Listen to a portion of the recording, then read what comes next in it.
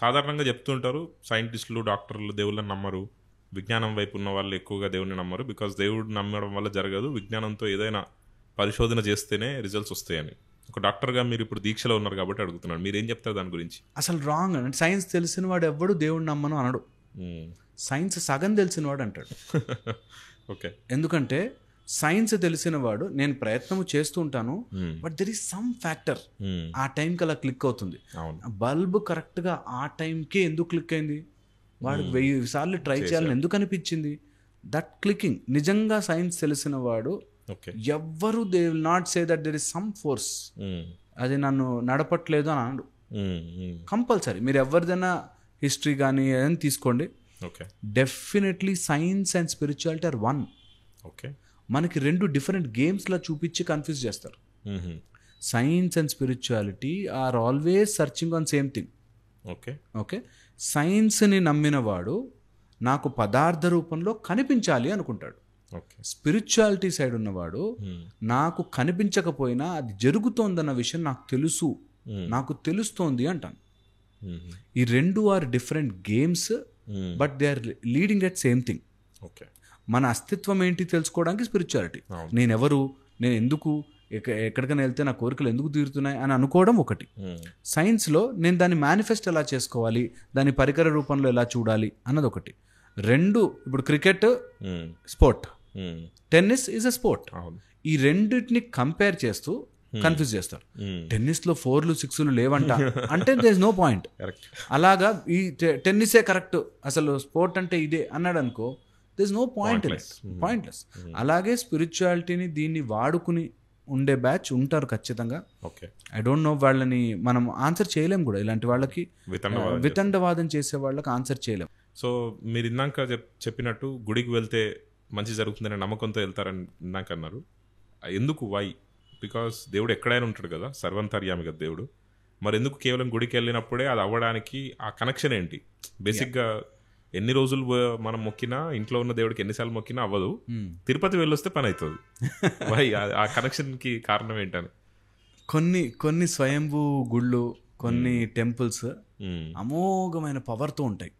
Because of their structure కానీ, because of their అక్కడ ఉండే ఆ యంత్ర శక్తి కానీ పనులు జరిగేలాగా మన మైండ్ని అలైన్ చేస్తాయి.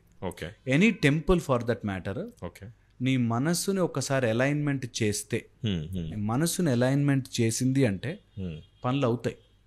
వాట్ ఎవర్ వి వాంట్, ఆ క్లారిటీ ఆఫ్ థాట్. ఒక ఫార్ములా రావట్లేదు, సైంటిస్ట్ ఆలోచిస్తున్నాడు, ఒక ఫార్ములా రావట్లేదు అని. ఓకే, వాటర్ టబ్లో బాత్ టబ్లో వెళ్ళి కూర్చోగానే అర్రే అని వెలిగింది యురేకా అన్నాడు, ఫర్ ఎగ్జాంపుల్. ఓకే, మన మైండ్ ఎప్పుడైతే మనకు కోరిక తీరాలి అదో ఎలా నాకు దాన్ని సాల్వ్ చేయడం రావట్లేదు, దేవుడా నువ్వు చెయ్యి అనే ఒక నమ్మకంతో వెళ్తున్నప్పుడు there are some things which aligns. Okay, ఇప్పుడు ఈ అలైన్మెంట్ వచ్చింది అంటే నాకు ప్రూవ్ చేయంటారు. ఓకే, ఒకవేళ నువ్వు ఈ టెంపుల్కి వెళ్తే నీకు అవుతుందని ప్రూవ్ చేయంటారు. ఇక్కడే వస్తుంది అసలు ప్రాబ్లం. ఎప్పుడైతే ప్రూవ్ చేస్తామో అప్పుడు దేవుడు కాదు, సైన్స్ అయిపోయింది. ఇందాక మీరు చెప్పినట్టుగా so that's a different game. Correct. ఈ దేవుడు స్పిరిచువాలిటీ అన్నామంటే నమ్మి తీరాలి. సైన్స్ అన్నామంటే నీకు అది గ్యారంటీగా ప్రూఫ్ ఉండాలి. ఇప్పుడు నేను ఏదైనా ఇట్లా రౌండ్గా చుట్టి నేను డాక్టర్ని నమ్ము అని ఇవ్వకూడదు. నేను దాని ఫార్ములా చెప్పాలి. ఆ మెడిసిన్ పారాసిటమాల్ ఉంటుంది, దాంట్లో 500 mg ఉంటుంది, 3 సార్లు వేసుకోవాలి. ఆ 500 mg పారాసిటమాల్ లోపలికి వెళ్ళి నీ టెంపరేచర్ తగ్గిస్తుంది అని నేను కాన్సెప్చువల్గా చెప్పగలగాలి. That is science. సైన్స్ని నేను నమ్ము అని చెప్పలేను, స్పిరిచువాలిటీని నేను ప్రూవ్ చేయమని అడగలేను. ఎందుకంటే భక్తి ఇన్ ఎనీ ఫార్మాట్, భక్తి మనకు 9 విధ భక్తులు, ఎనీ ఫార్మాట్ నువ్వు నమ్మి తీరాలి. ఆ స్ట్రాంగ్ నమ్మకమే విల్ మేనిఫెస్ట్. నువ్వు అది ఒక టెంపుల్ మీద పెట్టుకుంటే, టెంపుల్ నిజంగా ఎందుకు టెంపుల్ ప్రతి చోట ఉన్నాడుగా, సర్వాంతర్యామి భగవంతుడు కదా. మనకు ఆ స్ఫురణ ఉంటే, నిజంగా భగవంతుడు సర్వాంతర్యామి అని ఉంటే అక్కడ కూర్చుండిపోవచ్చు. ఆ స్పృహ ఉండదు, జనరల్లీ మర్చిపోతాం మనం. జనరల్లీ దేవుడు అన్ని, ఇప్పుడు ఇక్కడ దేవుడు నన్ను చూస్తున్నాడు అనే ఫీలింగ్ నాకుంటే నేను అబద్ధం చెప్పలేను, నేను తప్పు మాట్లాడలేను, ఒకరిని కించపరుస్తూ మాట్లాడాను, నా స్పృహంతా దేవుడు అనే దాంట్లో ఉంటుంది కదా. సో ఎప్పుడైతే నా స్ఫురణ లేదో నాకు మర్చిపోతుంటాను. మనుషులు మర్చిపోతారు కాబట్టి ఒక గుడి పెట్టి, ఒక విగ్రహం పెట్టి, ఆ విగ్రహానికి ప్రాణప్రతిష్ఠ చేసి దాన్ని ఒక మెథడాలజీ ప్రాసెస్ని తయారు చేసి నీ మనసు కోరికలు అక్కడ పెట్టరా బాబు, నీ కోరికలన్నీ తీర్చడానికి స్వరూపం ఉంది అని చెప్పడం.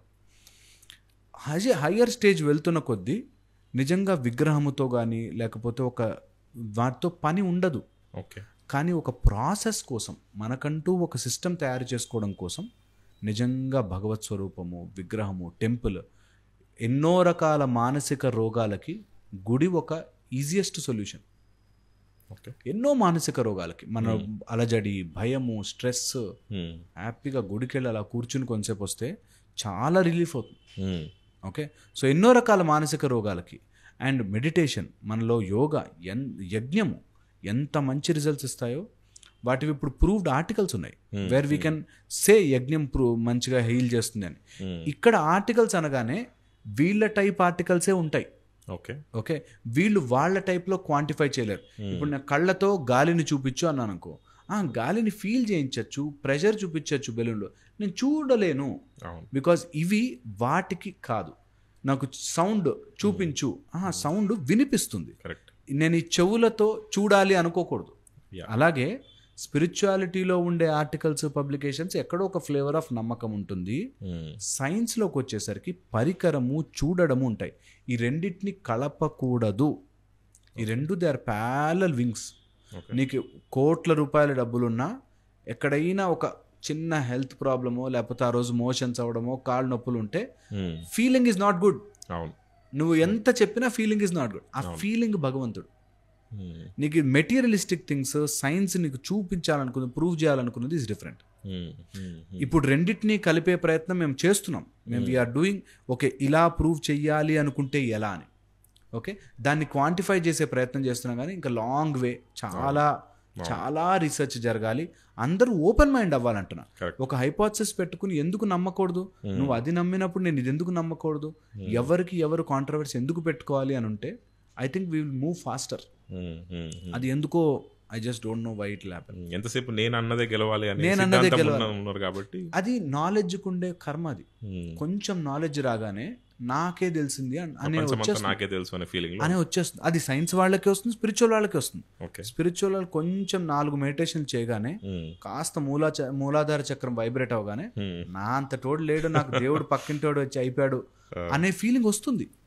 Spiritual ego and knowledge ego, educational ego both are dangerous. మా గురువులు ఫస్ట్ ఆ ఈగోని దెబ్బ కొట్టేవారు. నువ్వు అసలు ఏం కాదు, మొత్తం సృష్టిలో చుక్క. అలాంటివి దానికి ఈగో తెచ్చుకోకూడదు ఎప్పుడు. నాకు తెలిసిందే కరెక్ట్ అన్నాడంటే both science as well as spirituality wrong.